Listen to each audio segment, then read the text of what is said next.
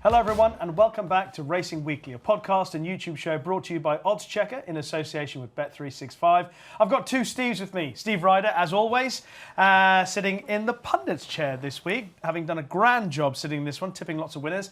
And Steve Mellish is back on Racing Weekly once again. Steve, welcome back. It's been quite a busy week in the sport. How much are you enjoying the flat season?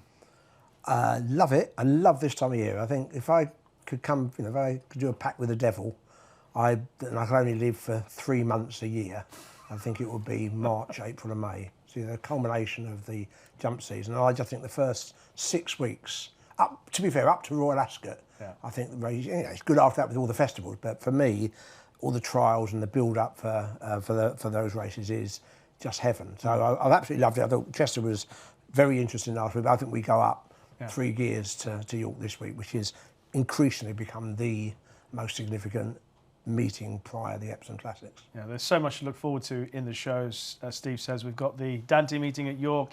There's a Lockinge at the end of the week as well. But we also have quite a bit to reflect on, some really good racing. But of course, the big news in the last few days, or the last couple of days, has been the retirement of Rachel Blackmore, a jockey who has done everything, really. Won the Grand National, the Gold Cup, the Champion Hurdle, the Stayers Hurdle, the Queen Mother Champion Chase.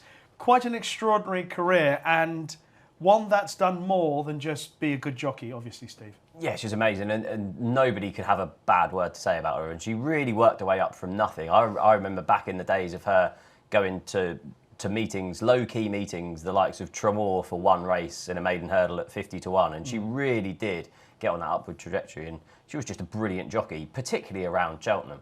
I thought some of the rise that she gave some of the horses, particularly a Plutard in the Gold Cup, Bob Ollinger even this year in the Stayers Hurdle, just showed how brilliant a jockey she actually was. And I have a little quiz for you. Okay. So there are 7 jockeys who rode more winners at the Cheltenham Festival than Rachel Blackmore. Can you name them? Well, historically? Yeah. Ruby. Yeah. Paul Townend, probably. Yeah. AP. Yeah. Barry Geraghty. Yeah. What's her Davy number? Russell. So she is on 18. Davy Russell is 1. You've got 2 left. You should, Come on, Won think quicker. won the Gold Cup on Native River. Richard Johnson. Yeah, and an older jockey. Yeah. What era? Old Arkle. Well, it wouldn't be Pat Tav. Yeah, it was. Wow. Did he? Won 25 times. All on Arkle. Wow. Yeah. So there are only 7 jockeys that Did he rode really? more Cheltenham And Festival they're all winners. I than mean, Rachel like her, Blackmore. they're great. Yeah. Yeah. So that just kind of shows how high class she actually was. Yeah, completely. Great knowledge. Completely. Great info. Yeah. What were your overall impressions of the contribution she's made to the sport, Steve, and her career? I can't say anything better than Steve. I just think it's not come easy. It's been worked at. And I just think a constant level of excellence. She's had her share of injuries, particularly in the last few years. I just think she's been so good. You can say the last 5 years plus, the gender's been irrelevant. I mean, in terms of people's attitude to her, she's just a very good jockey. And that's how she was, I'm sure, like to be judged. You know, we had the week where Holly Doyle's become the most successful. And I'm sure she'd be the same. And yeah, you want to judge her as a jockey and her record and her CV, it would be the envy of, any jockey. Yeah. We wish Rachel Blackmore a very happy retirement. Whatever field she steps into, sure she'll give it her best shot, and hopefully she's not going to be lost to the sport, and we'll see lots more of her in years to come. One important element of this particular part of the show is getting a horse to follow from our guest pundit. So, Steve, you're in the spotlight. What have you got for us? Just a horse I was impressed with at Chester last week, away from all the trials and whatever. Where the horse will go, what he'll do, I don't know. I like Daiquiri Bay or Daiquiri Bay. I can't pronounce it. I should have chosen something. You don't drink easy. daiquiris much? Daiquiri perfect. I don't. Daiquiri perfect. Thank you. I thought so strong up the straight and ran so straight. I really like horses who run straight. I think the horse will get further, and I presumably Royal Ascot handicaps will be on mine. I haven't seen what the handicap has done to the horse yet. That would be interesting. Yeah. I think he's a horse who Alan King will have a lot of fun with. I could see it down the line being a Melrose type horse. I think 1 mile 6 would be no problem. But it might be better than that. But I think he's a if the handicap doesn't go mad and it beat a horse who's been beaten a few times, I don't think they will go ridiculous. I think he's got some good races in him. Okay, so Daiquiri Bay, the horse for Steve. I can't imagine Steve Mellish being a daiquiri drinker, can you? No. You just found out that I have. No. I mean, I can't imagine you've even looked at, if you've seen that on a drinks menu, just slide right past it. Is it a cocktail we're talking about? Or Kind of, yeah. Yeah, well, no. No. Well, I have that. Good luck to people who do, I say. Daiquiris? Not for me. No, not really. Me neither. We're all on the same boat. Excellent. Excellent. So that's the horse to keep in mind as Steve's one to follow. But for us, though, it's time for this week's racing recap. And we focus, first of all, on the classic trials. And let's deal with a couple of fillies who won for Aidan O'Brien, one at Chester and one at Lingfield. Minnie Hawk won at Chester. Giselle won at Lingfield. The strength and importance of those performances. I'll start with you, Steve, and whether or not you see them as having a significant bearing on the Oaks at Epsom. It'll be like a broken record about all the trials we're going to talk about, really. I think in terms of, I'm sure we saw some good horses this week, maybe the two we're talking about. In terms of what they achieved, it's hard to rate the Cheshire Oaks as being much more than a high 90s performance, literally. And what you know, I thought maybe Caspi Star might be a horse who, in a different race, would give the winner more of a run, but probably badly positioned. Gazelle, I liked. The things about Gazelle performance I liked, and I thought the horse was far too keen. They crawled. Yeah. The time was a really ordinary time, and she beat an 84 rated rival in second place. So the form is no. I have a feeling she might develop into a good horse in terms of relevance for the Oaks. Either of those have got to improve £20 on what they showed this week. They might, but you know, their performances were, in terms of literally what they did, were ordinary in terms of group race performances. Of the two, I liked Minnie Hawk. Did you? Okay. Of those two, I think she could be quite useful. I love her pedigree, the Grand Dame Zenda. So, in fact, it's a real Juddmonte pedigree because she's by Frankel and the Grand Dame Zenda. So, even though she's racing for the Ballydoyle team, I liked her out of those. What about you, Steve? Yeah, I'd literally written the same thing. Oh, sorry. Out of the Silly Mare. It's a proper Juddmonte family. Yeah. You can see why they had to spend €1,850,000 for her as a yearling. She reminds me of Minding, like quite a Minding white face, a bit of a high head carriage. I was quite impressed with what she did. Giselle, I'd worry about Epsom. The whole wore a hood, was keen in the early stages. I thought the whole preliminaries, I know Oaks Day isn't as busy as Derby Day, but I'd slightly worry about her at Epsom. I thought she might be like a Pretty Polly horse over a mile and two later on in the season rather than over a mile and a half in the Oaks. But I was quite impressed with Minnie Hawk. I'll have a daiquiri with the two of you, daiquiri each. I can find out that at the end of the season, Gazelle's got a higher rating. Fine. Of the two. I'll happily take that. I agree about wager. The Oaks. I think. At the end of the season. At the end of the season, I think Gazelle will be a higher rating. I think at the end of the season, Giselle might have a little squiggle next to her name. Well, it could go that way. Yeah. I've got a feeling. Could do. Yeah. Okay. We'll see. has A talent. daiquiri, yeah. A daiquiri. What would you like if you won? Because I'm presuming you don't want a daiquiri. I'm going to try it. Absolutely. You love it. No, you love it. All over them now. Do you want a little cocktail sticking? Absolutely. All right, Del Boy. That Cheshire Oaks, looking back previously, you never think that it is a good race though. And you look back, and Abel obviously won it, went on to win the Oaks. Was it Forever Together? I was getting them the wrong way around. Forever Together was second in it before then winning the Oaks. So sometimes those races that don't look too good at the time do actually go on to have an implication towards the Oaks. All right. Let's focus on the colts who we saw in trials for the Derby. We'll start with Lambourn, Steve. And I think, like with his stable companion, who we'll talk about, Mount Kilimanjaro, looked like a ledger horse more than anything else to me. What did you think? You haven't written that down as well, have you? I've actually backed him for the ledger. Oh, okay. Yeah, 10 to 1 for the ledger would much more interest me than 14 to 1 for the Derby. It's funny, if you look back at his previous runs, he actually won his first two races and then they tried him in blinkers, which is quite, I find, interesting when a trainer puts blinkers on following a victory as opposed to a defeat. But he looks a real stayer. Obviously then ran in the Beresford Stakes last season, was unbeaten at the time, got outpaced in that, once again got outpaced on his reappearance behind Delacroix, who we now know after this weekend is a top-class prospect going forward. I thought even a mile, 4.5 furlongs in this was too short for him. And yeah, the Ledger down the line. If you look at the Ledger market at the minute, you've got the likes of like Ruling Court and the Lion in Winter. I couldn't dream of them ever going for a Ledger. I thought they should miss the Derby with him and go more for like the Queen's Vase at Royal Ascot, then either the Grand Prix de Paris or the Gordon Stakes at Goodwood, or the Voltager. Yeah. Just go for a proper Ledger trial as opposed to, he just seems a big horse. I'm not sure going down the hill at Epsom would be for him. He's fifth in the Derby market with Bet365 at 14-1. Lambourn. How serious do you think his credentials are for the race? I agree with what Steve. I think it's a stayer. I don't think we saw an Epsom horse at Chester this week. I really don't. It depends what happens this week, I guess. The things will change after Delacroix is obviously forced his way into the market, and a lot depends on what happens with Lion in Winter as to what the other Odin O'Brien horses do. But I think it's definitely a reserve runner. I think Mount Kilimanjaro, I thought, has run to, low hundreds. And I know like some of the other Odin O'Brien horses we talked about had already had a run. Yeah. Was beaten and disappointing odds on favour. I thought it was really hard work, and another excellent ride by Ryan to win on him, but he didn't look a class horse to me, I must be honest. Well, on Mount Kilimanjaro, I didn't even think he looked like an Epsom horse because he looked like he was on the wrong lead, hanging into his left, turning straight. Did get straightened up and obviously finished the race off nicely, but he didn't look entirely comfortable going round the turns of Chester, and I thought that would have been he's 20-1 with Bet365 for the Derby. I didn't see that. Enough.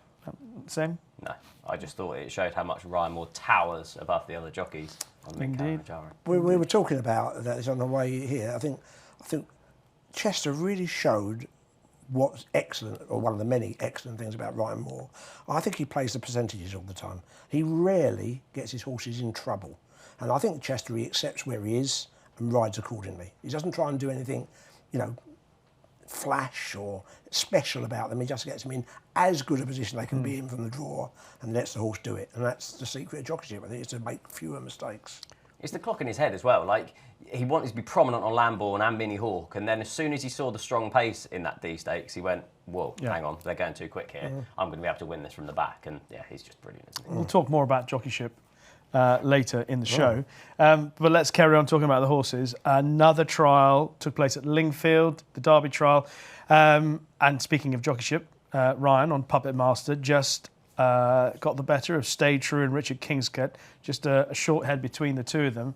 Can we deal with the rides first? Did you have a strong view on Richard Kingscote ride on Stay True? There was obviously a lot of chat, certainly on ITV. They were talking about it afterwards, about whether or not Richard Kingscote gave his horse as much of a ride as Ryan Moore. Jason Weaver was adamant that he couldn't have done any more. I must admit, as a punter, I looked at it and gone, he could have been more animated. He could. He's on a horse with probably a better longer term project. I get that. And I think he rode a bit like that. Well, Really. I think if you said that at the time, if you're on a pundit, you go, I think he could have been more animated. I can see why, mitigating circumstances for it. I think that's Second how I start. feel, really. Yeah, but I thought it was a more important day for Puppet Master to win, because I don't think that's going to be winning, much better races than this. Whereas you could imagine, or I could imagine, the runner-up going on and being, I think that will be the better horse of the two by the end of the season. Well, I must admit, I thought the runner-up might get supplemented for the Derby, primarily because he's the last opportunity for Galileo. Yeah. I went through all the Galileos that are in training now. He's the only possible Derby horse for Galileo. Yeah, that's a fair comment. And he might get supplemented because what else have they got to turn into a stallion for Galileo at the Derby? Possibly. I mean, I was just thinking out loud last night when I was doing this. What did you think? I thought on the ride, I haven't got a problem with him putting the whip down, because it seemed to be when he whipped him, became unbalanced, and you need to remember that's only his second career run. Exactly. The winner had 3 runs as a juvenile and had the benefit of race fitness behind Delacroix earlier. So I haven't got a problem with that, but I thought he could be more animated in his finishing effort under hands and heels. But yeah, the runner-up is definitely the horse to take from the race. Okay, we all agree with that. He's not in the market yet for the Derby, because he's not in it, he needs to be supplemented. Puppet Master is 33-1.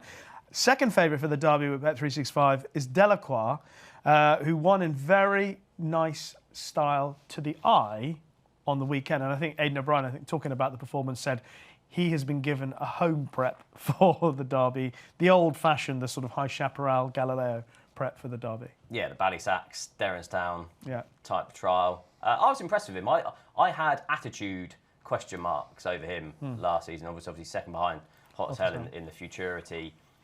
Ran a fair amount of times as a 2-year-old, but I was really impressed with this performance. I know on the clock it was impressive towards the end of the race. They went a bit of a crawl. I suppose the step up to 1.5 miles would be a question mark, given how exuberant he probably was over 1.2 miles here. Needed 2-handers in the parade ring, unshipped Wayne Lorden at the start, but that would be the slight question mark in the Derby. I remember when we were at the Derby, and Los Angeles was a real trouble to saddle in the parade ring. Yeah. But yeah, out of all of the horses from this weekend, I thought he had the best credentials for the Derby. But obviously, as a result, he's 4-1 with Bet365 for it. But yeah, I did like him. They did finish the race strong, Steve. You had a view on the time, overall time. I get a few moans out my way, really. You couldn't set a race up better for him.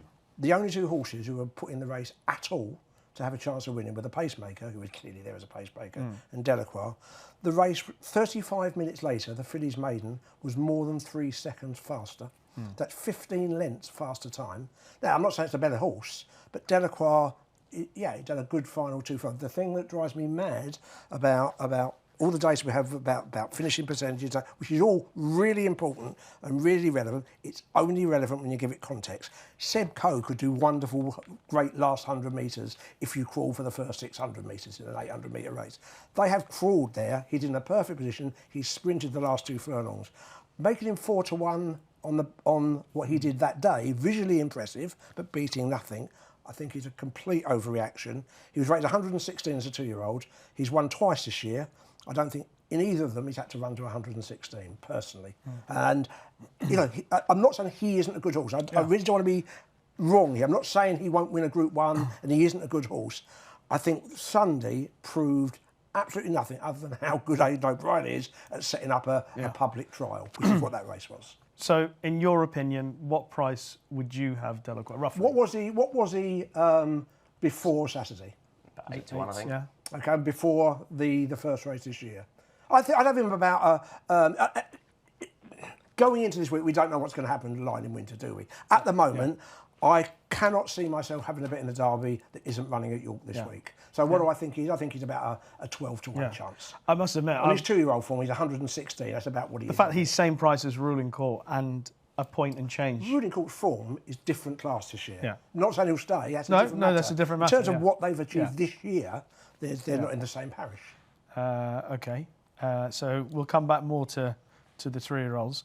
That isn't to say he's not a good horse for Rich. I'm just saying the race. I'm just trying to make the context of that race. I thought there was an overreaction to it, personally. On the Derby, you're saying that this is the week that will determine, I'm with you, that the Dante will determine where we stand on the Derby. Yeah. There's nothing strong enough in the week. We're agreeing on that? That what we've seen in the last week in Chester and Lingfield hasn't really tickled our fancy. No, the only one that I would have dreamt of backing it is Delacroix, but you'd be silly to back him now before you see what the Lion and Winter does. Absolutely. Okay, but we're sticking with the 3-year-olds, and we're going to go to France for the French 2,000 and 1,000 guineas. Let's deal with the French 2,000 guineas first of all. Henri Matisse just got the better of John Quill. Ryan Moore, outstanding again. What did you make of the race? It's just that clock in his head. It's just brilliant, isn't it? You watched it and you went, oh, they're probably going too fast.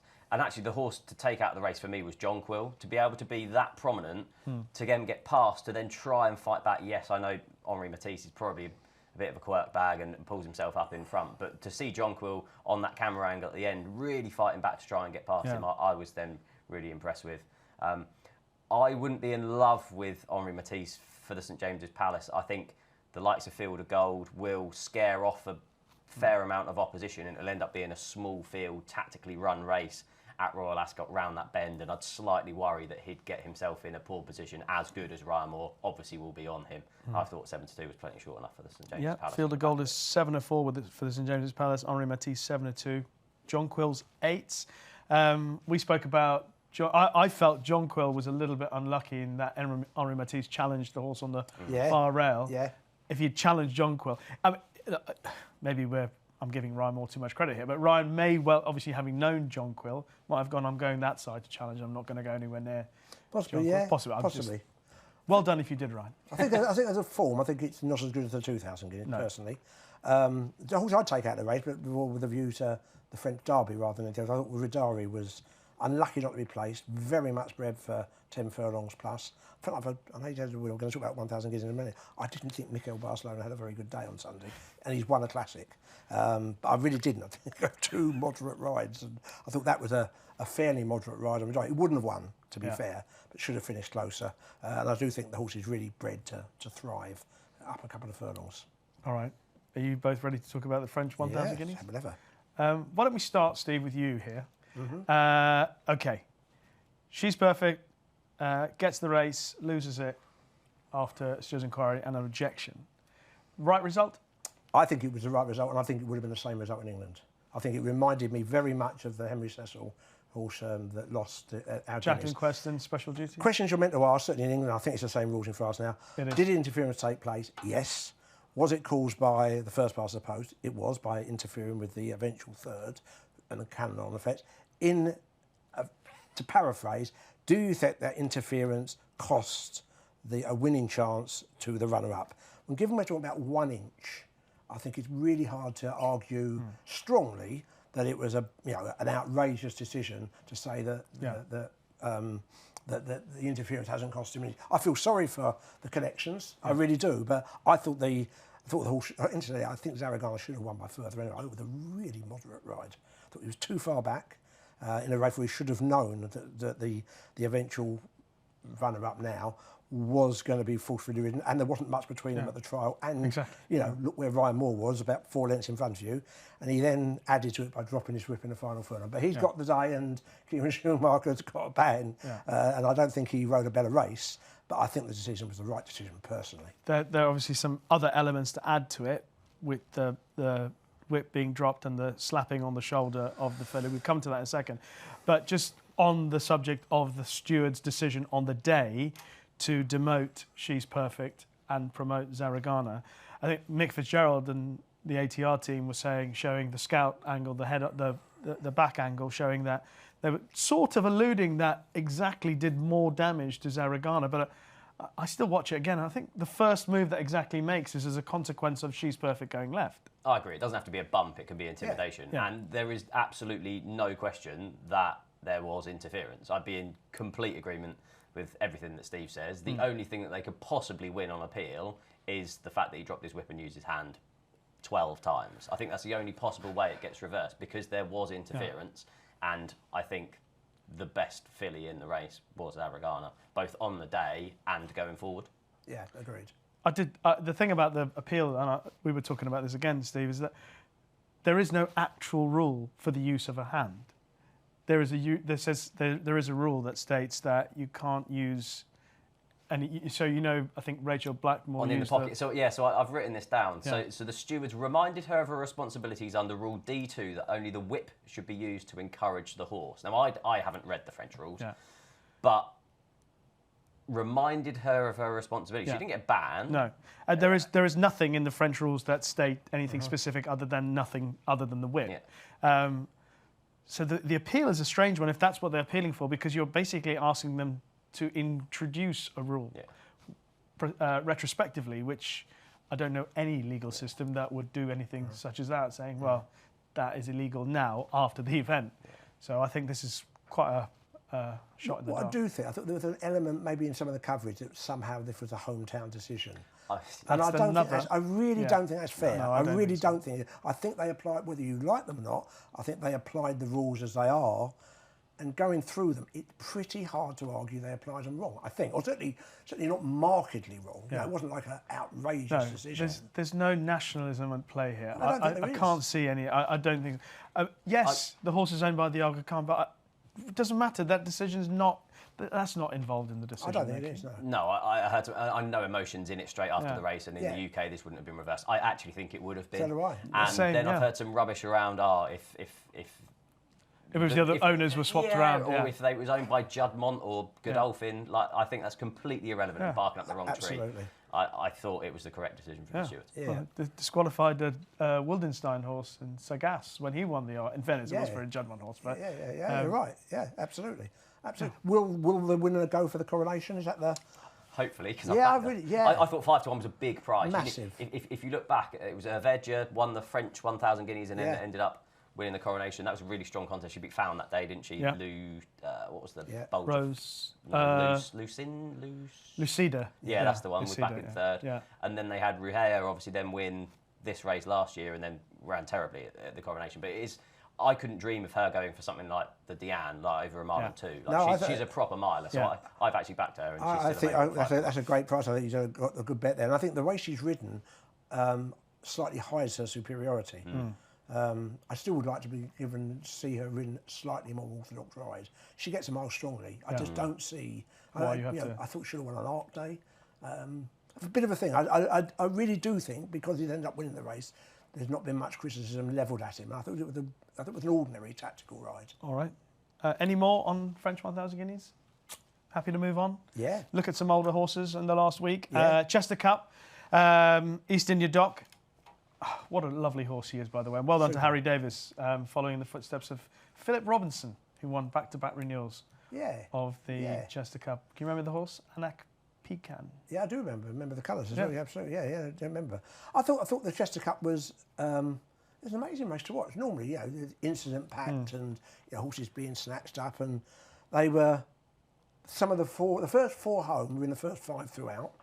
They were well drawn, and they used it early on by taking nice positions, and nothing ever looked like changing. I mean, you could argue which one might win, but at no stage did it ever look like one of those 4 wouldn't win, I didn't think. And so I thought it was a very straightforward race to watch, and they were the best handicapped horses in the race, had the best draw, and the way it worked out tactically were given the best rides, I thought.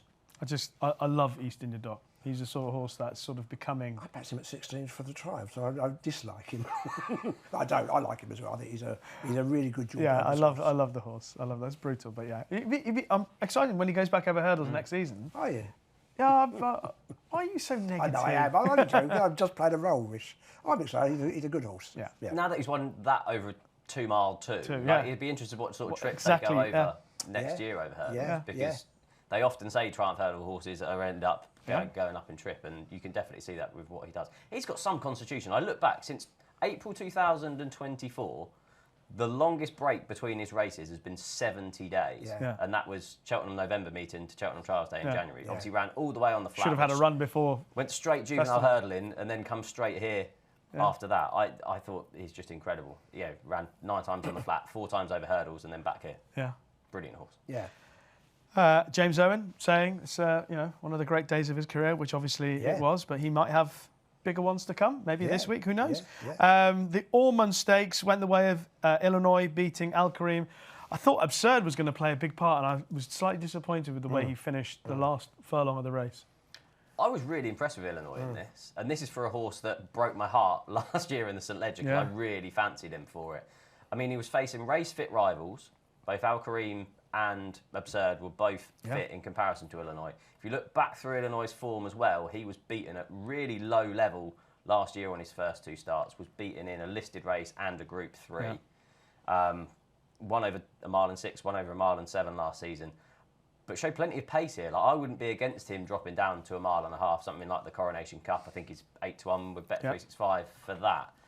It'd just be interesting to see where they go with him, because he looks as if he could be a cup horse, but obviously they're not going to put him against Kyprios this year, but he could be next year. I think they only avoided the Derby last year because they had City of Troy and Los Angeles. I don't think it's anything to do with the track, because he looked perfectly well balanced there. And yeah, I was very impressed. Yeah, he is 8 to 1 indeed for the Coronation Cup. Calandagan's the 5 to 4 favourite with Bet365. Los Angeles, who obviously made a winning return narrowly. White Birch, damn you. 6 to 1. Were you impressed with Illinois? Yeah, I agree. I thought Stamina won the day for me. He's a really likeable horse, isn't he? I think he's going to be a super sub. I think that might be if if one of their Derby horses turns out a top middle distance horse, you can see him being sort of sub for that. And if they decide to step it up in trip, as you point out, it'd be sub for Kyprios. But that's underplaying what he is, which is a really good horse. Yeah, I don't know where they go, but Yeah. they'll win good races with him for sure. Okay, and the Huxley Stakes. Now, I must admit, I didn't see the race live, and I looked at the results first of all, and I thought, oh, the Huxley Stakes, Foxes beats Cairo. Okay, I went back and watched the race again, and then I looked at the Foxes' form, and I'm starting to think to myself, actually, this horse might have a part to play in some decent races this season. I've forgotten that he'd won the Dante. I've forgotten he actually ran pretty well in the Derby, and then they sent him to Belmont. Actually, maybe because he went off the boil a bit.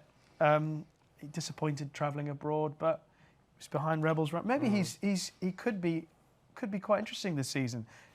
Any interest in what Foxes might be this season? Yeah, I think they'll probably travel him again. I like you. I thought he won decisively in the end.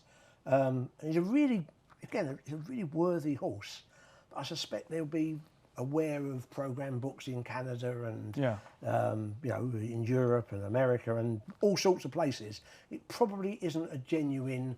I don't think it is a genuine French, British, Irish 10 furlong. Group one. Yeah. Probably not. Well, But really like to him. highlight that is the fact that for the Prince of Wales Stakes, which is a showpiece mile and a quarter race here, as we know through the season, he is 25-1 behind 3-1 favourite Economics, Los Angeles Fives, White Birch Fives. I can't believe he didn't win that race. I don't know why I'm still talking about it. It really hurt. Did you like the Foxes? Not particularly. I didn't think it was Brutal. a form line that I would hold much going forward. The end. Yeah. I mean, I looked at Space Legend.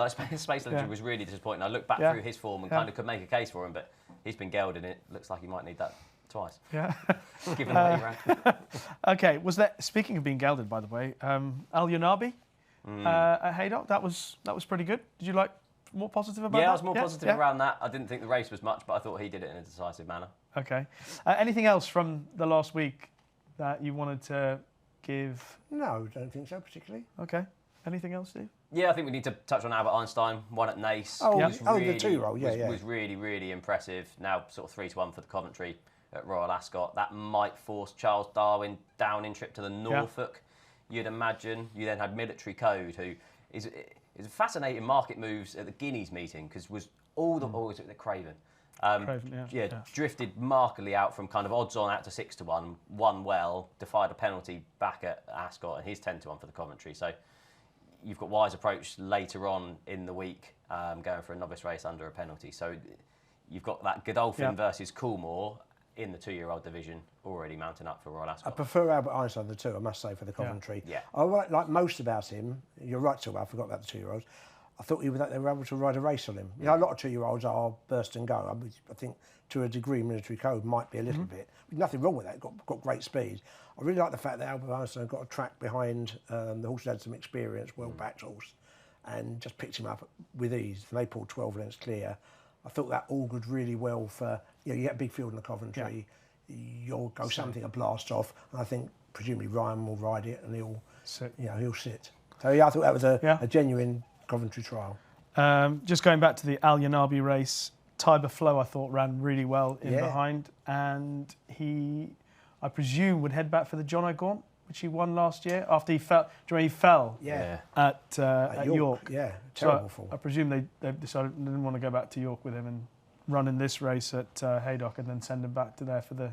I would imagine that'd be the plan. Yeah, I think so. I thought if he lined up in the John O'Gaunt in a couple of weeks' time or whenever it is, beginning middle of June, I thought he would be a play. So I think that's it from the week, and that has been this week's racing recap.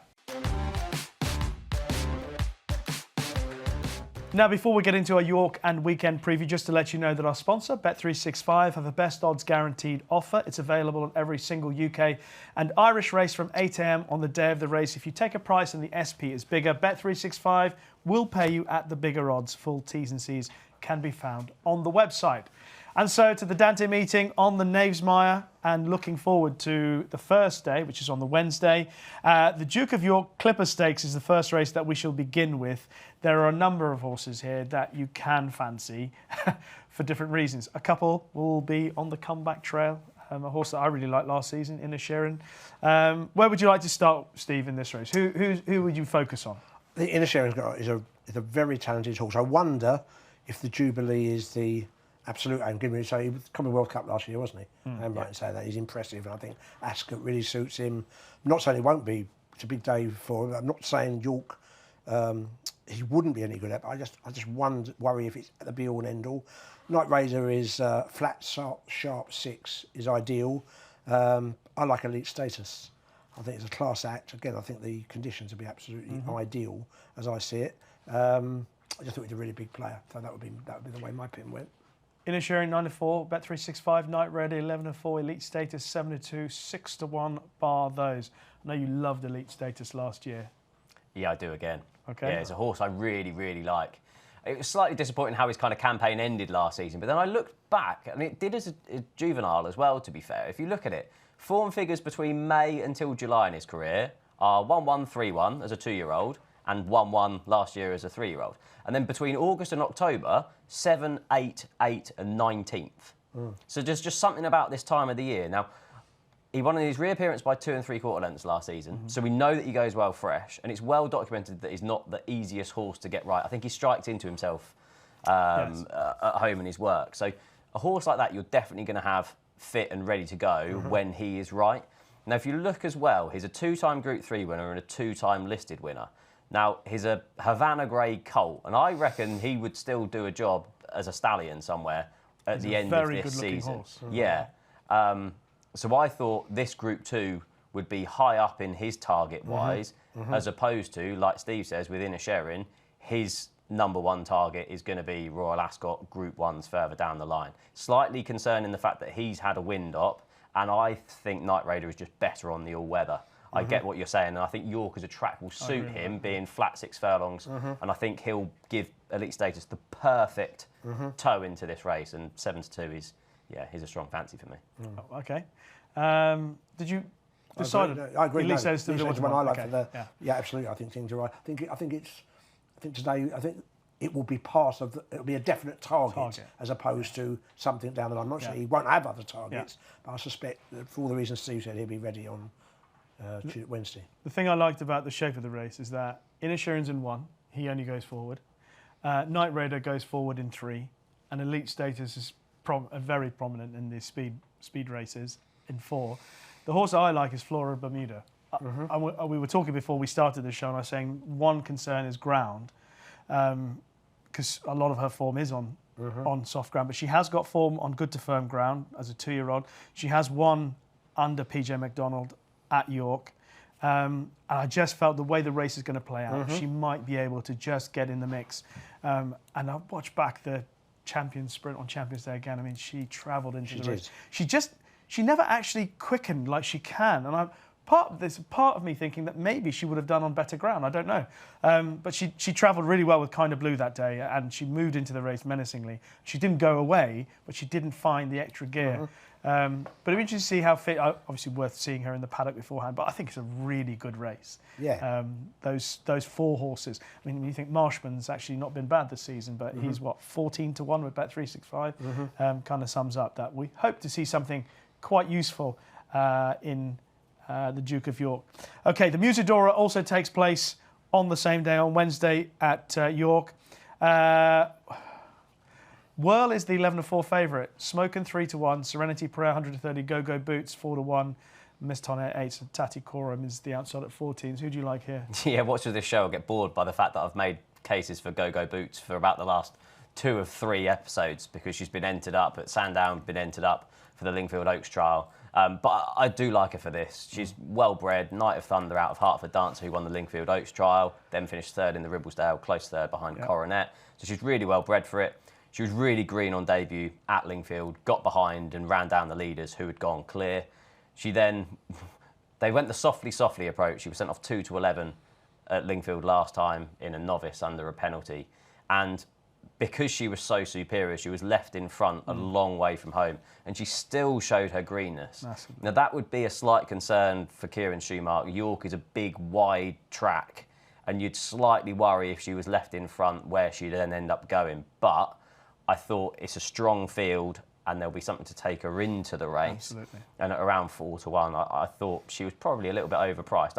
I had my reservations. Like, if you look at Serenity Prayer, won at Newbury on her debut, but if you look at the form of that, Lady Ridgewood was beaten in a Brighton handicap off 79 on her next start. Smokin', I thought, was good, won the listed Montrose Stakes, but that was on softer ground, I think, at the end of last season. Whirl was a beaten favourite on her reappearance. I just thought Go-Go Boots, long term and for this race, was probably the way that I wanted to be. You've copied my notes for this one.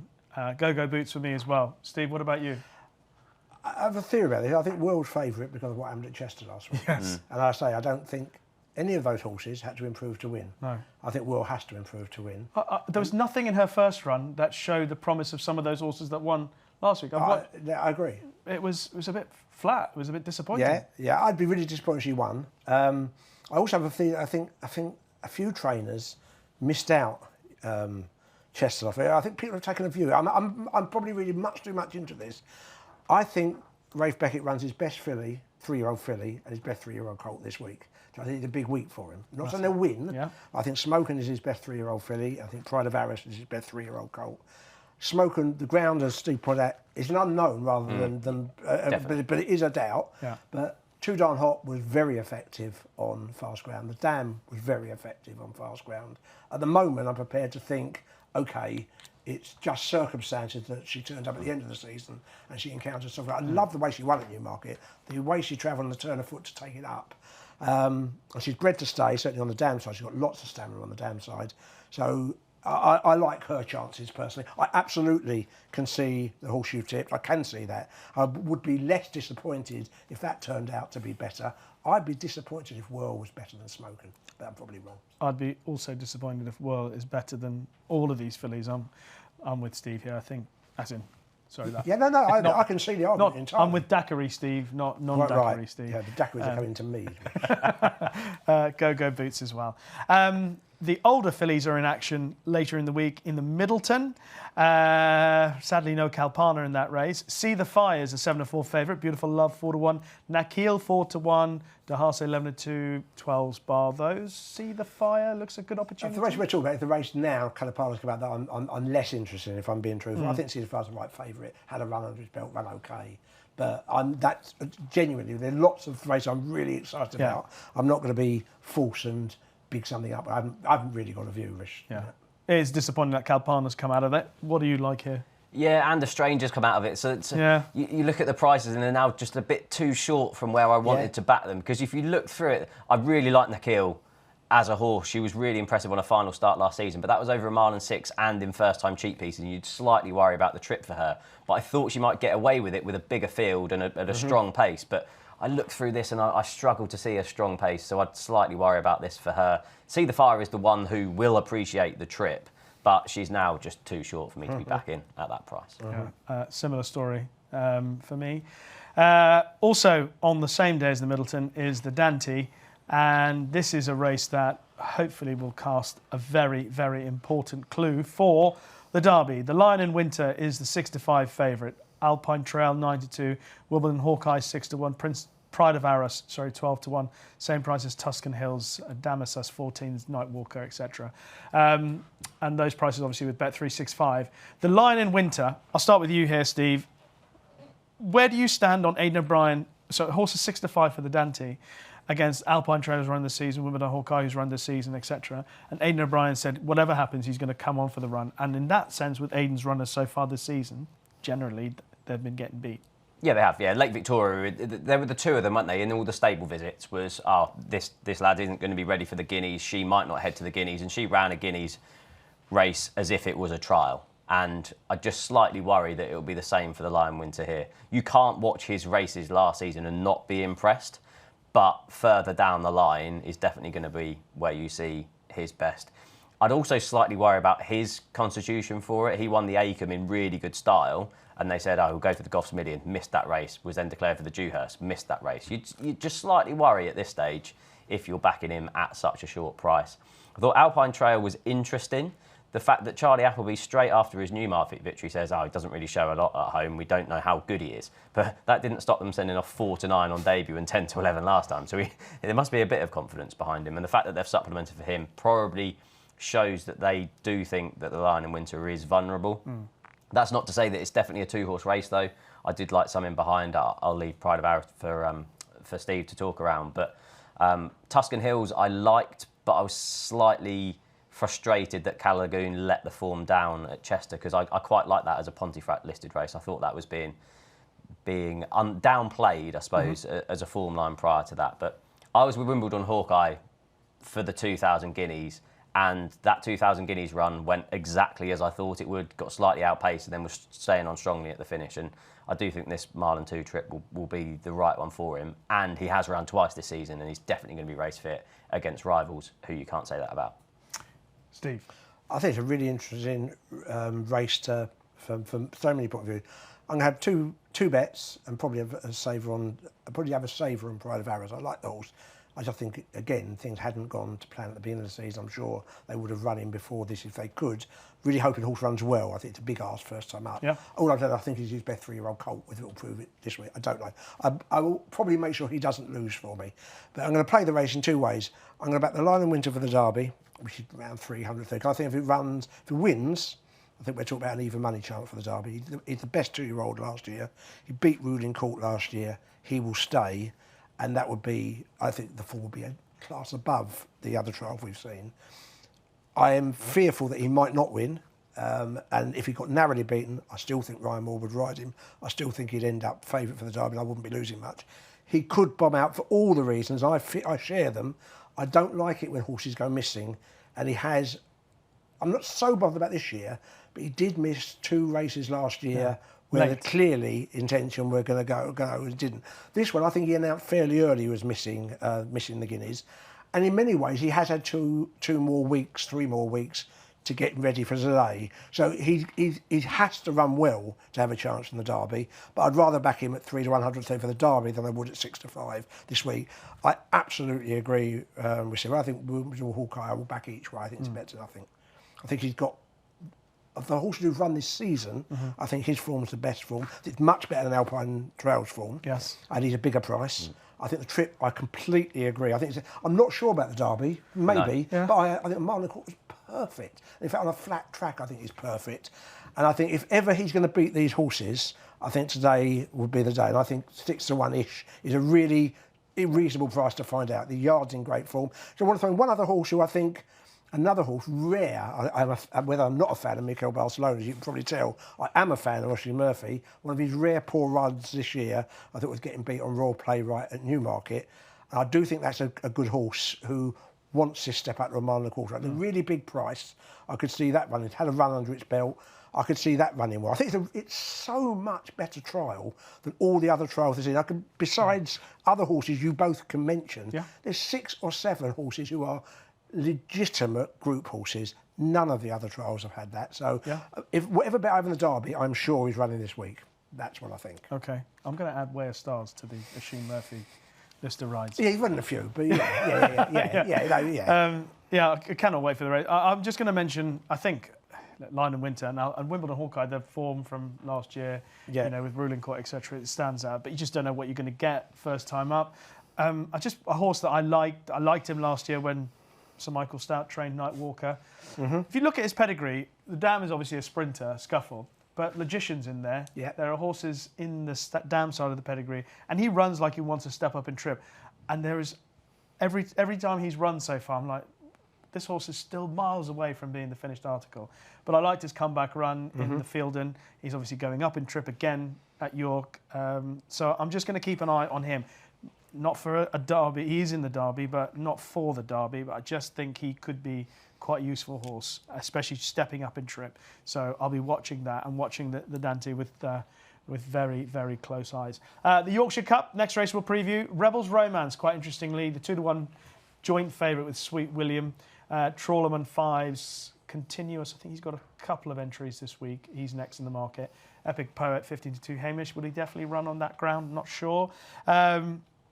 Rebels Romance has never been this far in his career. What do you think about his prospects of staying? Don't know. I was trying to get your opinion on the way in as well. If I'm be honest, I'm yin and yang. I don't know. I think it's fascinating his running, and I think York's the right place to try it on a flat track. fastest ground. If ever he's going to get it with fitness on his side, couldn't back it, but I think he's got the class to go well. I found myself probably sided with Trawlerman in the end. I don't think he's got less doubts going into it. I could see him running. It's a race I'm looking forward to seeing without having a too strong a view. The interest is provided by Rebels Romance. Yeah. It appears to me, with regards to Rebels Romance, that they've gone, he's not going to beat the best 1.5 mile horses anymore. He looks to have just lost a little bit of that zip. And this is a way, because obviously he's a gelding. I liked Epic Poet for the race.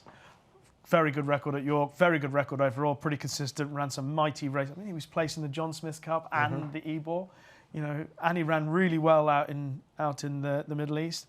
And I thought 15-2, he was like in this market now, with 10 runners in the market, I thought he was a nailing, cracking each way bet. I couldn't see him out of the 3. Yeah, I agree with Epic Poet. I can see that. Rebels Romance didn't strike me as a horse that wanted this sort of trip. He either idles late on or just 1.5 miles is his trip, in my opinion. Like his weakest furlong for me visually is the final furlong of his races over 1.5 miles. So this didn't scream. But albeit that obviously the form of his victory over the Foxes is obviously boosted at Chester. I thought Sweet William was probably a worthy favourite for this, if I'm honest. Raced once at York, and that was second to a chucked-in Absurd in an Ebor. Ran 15 times in his career, finished in the first 3 in all of those. Yeah. And won 5 of those. He's often called kind of a quirky horse, but he's solid and runs up to his level. And if Kyprios wasn't about, he'd have won multiple Group 1 races. And I definitely have him shorter than Rebels Romance in the market. But I can see your case for Epic Poet each way. OK, so that's the Yorkshire Cup. And, of course, on Saturday, another really good race. This year's renewal of the Lockinge. First Group 1 for the older horses. Domestically, Rosalian. First run since the St James's Palace Stakes, the 7-4 favourite, Dancing Gemini, 2 from 2 this season, 11-4. The Guineas winner from last year, Notable Speech, 7-2. Tamfana, 6-1. Fallen Angel, 12s. Lead Artist, 16s. Steve, you get first go here. Be careful what you say, because Rosalian's one of my favourites of all time. I really love this horse. I cannot wait to watch this race. Yeah, it's going to be cracking. You look back at the last couple of years, Audience has won it, Modern Games has won it. This is a proper cracker. This is how the lock-in should be. Yeah. I've gone round and round in circles with regards to the race. I really like Rosalian. Whatever the opposite to a rain dance is, Richard Hannon's definitely been doing it, and it's worked, because Rosalian will get rattling fast ground at Newbury, which is exactly what he wants. I thought it was interesting. Godolphin didn't retire a stallion last year, and I thought it would have been easy for them to retire Notable Speech, because his form did kind of tail off towards the end of last season. So I'm fascinated to see what he does this year. Dancing Gemini is obviously treading the same path as what Charon did last year, won at Bet365 at Sandown. Charon could only finish second in this, but I was impressed with what he did last time. But I kind of went round and round in circles and couldn't find a bet, if I'm honest. OK. Steve? Did you say Rosalian one of your all-time favourite horses? Already? Good cuz. What mile is? Up there with Zilzal. I'm fine. Up there with Zilzal, who's one of the best Good ever. God. Really? Wow. I love him. He's so handsome. Oh, OK, fair enough. That I'm sure that's true. But excellent. I shall change my opinion. Genuinely, I watched last night. I watched all his races back again last night. OK. The way he travels in a race is the thing I like about horses. It's the thing I like most about racing. There's nothing more appealing to me on the flat when you see a horse travel and quicken. And then the 2 wins that he produced last season to win the Irish Guineas and the St James's Palace Stakes. In the Irish Guineas in particular, I thought Sean Levy gave him too much to do. When he drops his head and he changes his legs, there's something so satisfying about watching him go after Hatton. I mean, and he just got there. And then, of course, in the St James's Palace Stakes, because he's caught in that pocket, Henry Longfellow gets, 3 lengths on him, and then he's pulled out and he has to go and chase him. And again, he pins his ears back, he changes his legs, and he flies. I mean, I haven't seen a miler like that for a long time. Personally, I don't think I've seen a miler of his ilk. I can't remember the last time. He's Camphor Cliff's Master 2, isn't he? Like, travels really well and then bang. I'd take Frankel out of the equation. But yes, please. Yeah, but Frankel was not just a miler, was he? No. I mean, I'm thinking about a horse that's a pure out-and-out miler who does that. No, honestly, I'm really enjoying it, and I love passion, and I really, I don't want him to haven't get seen, beat at all. I haven't seen it in him, but I absolutely will watch it with a different slant. Okay. No, it has to be one we haven't seen him since massive, Ascot. yeah. I'm sure, this would have been the target from way back. I can't believe he's going to be unfit. You just want him to be over whatever's ailing him. I don't know. I think I'd probably side with Dancing Gemini, really. I thought it was impressive with Sandown. And he is following the Charing Pass, and he might go one better than Charing, who should have won this race last year. In fact, he's a traveller and a quickener now. Yeah. And he'll like the ground. Unbelievable thinking that you've added the Derby, isn't it? I know, incredible. I know. Well, there's weird thing. If Lead Arses runs, what Lead Arses will turn up? The one who ran so badly on his reappearance, or the one who looked a good horse on occasions last year. I love Tamfana's horse. I'm not going to say it's the best filly I've ever seen, like the Union Vassalian. I didn't say he's the best. Exaggerate. I do think she's unlucky not to have a stronger seedling. The unluckiest filly you've ever seen? No. Something Barcelona Road probably. No, Tamfana is if she. I don't know she'll run. Because he was umming and ahhing, David Lemuisier, after his reappearance, whether he goes France or go here. So I don't know what way he goes, but I think she's a genuine player as well. Mainly, I'm just really looking forward to the race, and I will now look forward to seeing the greatest miner since El Grand Seigneur, barring Frankel. Wow. You're telling me. Notable speech. Obviously, he beat Rosalian in the Guineas. I still don't know how that happened. I have got an idea, but... Well, Rosalind was too close to the pace then, and then he's beat everything else by miles. But notable speech caught him a bit. But Steve's point about notable speech at the back end of last season, he just never really. I know he won the Sussex. He just still was never. I thought everything went right for him in the Breeders' Cup. He travelled nicely, had every chance, and just didn't pick up. I think he's got a lot. I think he's the one with things to prove, really. Yeah. The year. It didn't end up. He wasn't going forward at the end of last year. I don't know. Of the ones at towards the head of the market, he'd be the one I was least keen on, I think. Okay. Is there anything else running in the next few days this week that you want to mention before we get to best bets? I'm really fascinated by the handicaps this week. Yeah. York, I think I like Merchant at York. Okay. But I found that the top weight in the race was Anniversary. I was looking forward to it. It's the time of year you get your handicaps. There's all about 6 horses you're interested in. Yeah. I did think Merchant ran at Newmarket last time like a horse who'll win next time out. Yeah. But I don't know they'll miss him in the market. Lots of races I'm looking for. Lots of maiden races horses who didn't win maybe on their reappearance, but took my eye. There's something of Andrew Baldwin's running on at Newbury on Friday, which I like. King something. Gone back, but there's loads of things I'm interested in. But say Merch off the top of my head. Okay, I'm saving the best bet for the end. Steve, what else is running this week? Yeah, I'll quickly rattle off a few. I'll do it in chronological order just in case viewers are watching this past Wednesday. I really like Dark 30 in the 2:42 on Wednesday, the Churchill Tyres handicap. Now he can throw in some stinkers, but when he gets good to firm ground, he is fairly dependable.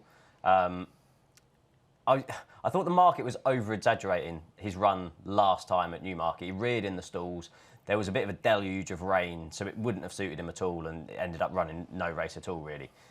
Won at this meeting 2 years ago over 7 furlongs off a mark of 89 is £1 lower in this, and at the time of recording is around 10-1. So I thought that was too big of a price. In the Hambleton handicap, the 2:42 on Thursday, I like Northern Express. Finished second in this race last season off by a neck off a mark of 100, then finished second later in the season on John Smith's Cup Day off a mark of 102. He's had the same prep this year, had a couple of low-key runs, including at Thirsk last time, returns back to York off a mark of 103, and his 10-1. I thought that was a big price for a horse with York handicap form. The 4:55, the 6 furlong novice race on Thursday, and this isn't going to be a bet, but we get to see Wise approach again. He won that 5 furlong Ascot novice or conditions race that looked a high-class race on paper and rode like one. I obviously didn't ride in it, but he was he was the £1 million Guineas purchase. I could do, yeah. Half brother to Perfect Power, and that's definitely going to be a Royal Ascot trial for him. The 2:10 on Friday is the Marygate Filly Stakes, Spicy Marg. I was there on 1,000 Guineas Day at Newmarket. when she made a winning winning debut. Under Kieran Schumacher. That looked a good race on paper. The second that day was a Godolphin horse with previous experience. Yeah. She had finished behind Harry's Girl on debut. Spicy Marg then beat her by further than what Harry's Girl did. They're both entered for the Marygate. I thought it was interesting the fact that they're targeting this race because her dam, Main Desire, won this race however many years ago. On her second start after winning on debut. Yeah, and then just finally the Michael Seeley Fillies Stakes, the 3:13 on Friday, is a really good race. Glittering Surf was a well-backed debut winner for Iron Burrows in December at Kempton. And then I backed her last time on a reappearance and she drifted, and then drifted some more. She drifted out to 8-1 and I couldn't quite understand. So I'm assuming she wasn't fit that day. Paddock watchers thought she'd come on for the run because she drifted, but she won really, really well. They've given her a rating of 92 off 2 all-weather runs. Now, obviously, the switch to turf is a slight question mark, but she's around 3-1, and she looks a filly full of potential for Owen Burrows, who I think is still operating around a 44% strike rate. Rich, must say one thing. I remember thinking this on the way. I think it's important for people having bets at York this week. At the big York meeting last year, and no doubt you were there for ITV, there was a huge advantage, the old advantage of low numbers. Massive. In fact, you couldn't win from in the handicaps outside. And even in the group races, it was an advantage. That used traditionally until 25, 30 years ago, used to be the case. Golden Highway, Willie Carson, people that go out the inside. I think you want to watch the early races at York and see if it's back, because until that York meeting, they've been coming up the centre, haven't they? And they turned for home in the handicap, coming up the centre, and somehow racing seemed a more level playing field. If it's back to being like that, whatever bets you have to factor in the draw. You know, even in races like the Dante, where there'll be a big field, and if it turns out there is a big bias, I do think you should take that into account. I think it's worth having a good look at the results on Wednesday. Very important point. I was going to mention Spicy Marg, and also confess that because I'm not a margarita drinker, so when she made her debut, I called her Spicy Marge, and Tom Stanley was taking the mickey out of me because obviously he's an alcoholic. So he was like, Rishi's never had a margarita, and no, I didn't. So that was me in your Daiquiri Bay thing. The only other horse I was going to mention, and he's probably handicapped out of it, but it's the first time that Ryan Moore is going to ride a Ram, who again he's finished fourth 4 times this season. He's been beaten a head, a short head, a length and 3/4 and a short head on his most 2 recent runs, and that's by More Thunder, who's clearly a very fast progressive horse. He's gone up to a mark of 94, but Joe Levy's ridden the last couple of times. He's a good jockey, but he's not Ryan Moore. Sean Levy rode him the time before that. Ryan Moore's booked to ride him this Saturday at Newbury's in the 3:45. Now, I'm not saying Ryan Moore is going to be £5 different, definitely, but in my reading of jockeyship, he is definitely £5 better than Joe Levy. So hopefully that makes a difference, and maybe a Ram can get... The race isn't full of unexposed horses, which makes me think he could maybe get his turn.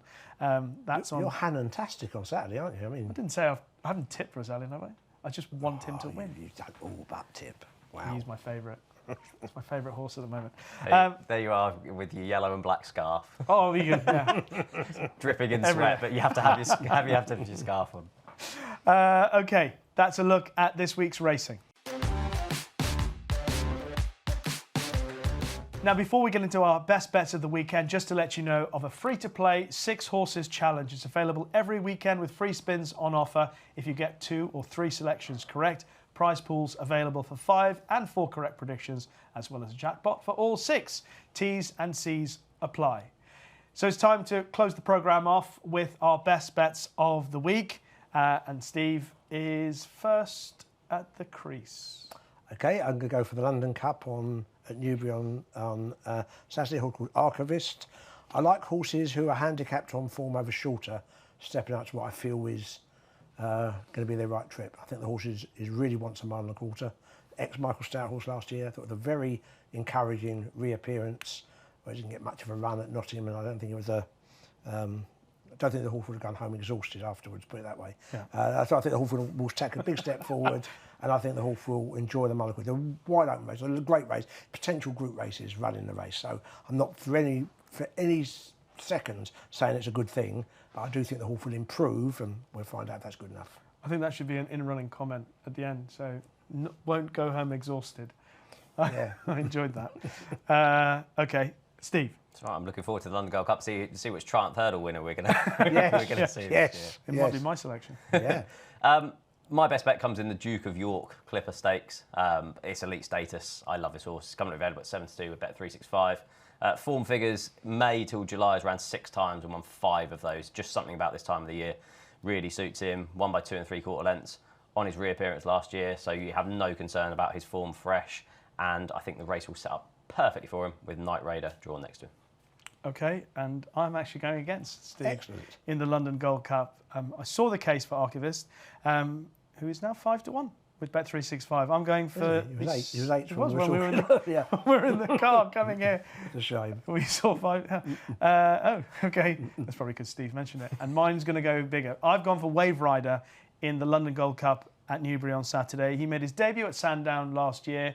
The horse that beat him that day was Bay City Roller, who went on to win the Champagne Stakes. He then was third at Yarmouth in October behind Salal and Roman Centurion. Salal's won recently Hamilton. Looks like a good horse for Roger Varon. Might turn into a pattern horse. Roman Centurion actually came out and won for John Ryan at Yarmouth, I think, recently as well.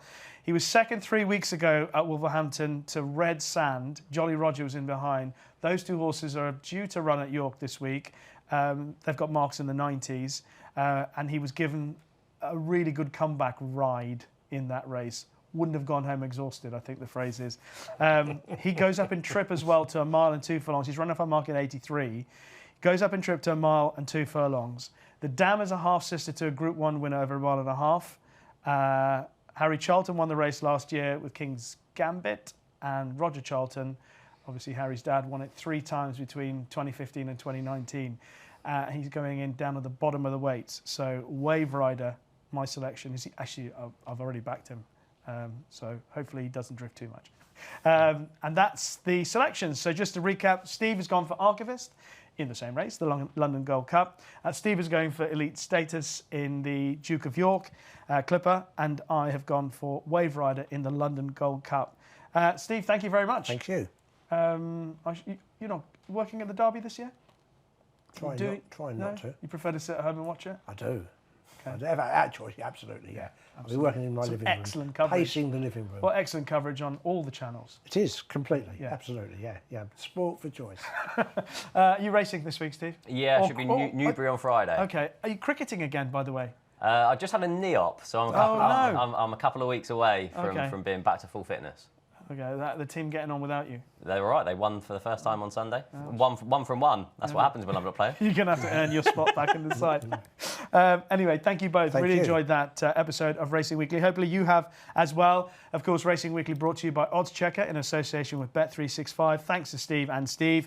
If you like what you've heard or seen on this episode or any of our previous ones, then leave us a kind review on Apple Podcasts or in the comments section on YouTube. We're back next week to look at the Irish Guineas meeting and the Temple Stakes at Haydock. But from now, from the Racing Weekly team, bye-bye.